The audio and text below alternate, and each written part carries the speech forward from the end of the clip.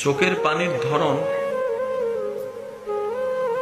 চেষ্টা করলে আনা যায় না, এটা কারণে আসে, হয়তো দুঃখে না হয় সুখে।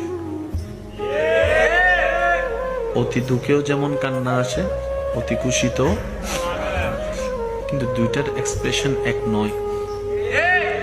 আপনার চোখ থেকে এই পর্যন্ত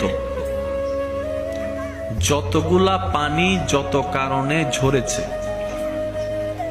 চোখের পানির নিয়ম চোখ থেকে বয়ে গালে আস্তে আস্তে শুকায় যায়, অনেক সময় ঠোঁটে লাগে, অনেক সময় বালিশে পড়ে, অনেক সময় টিস্যুর সাথে মুছে যায়।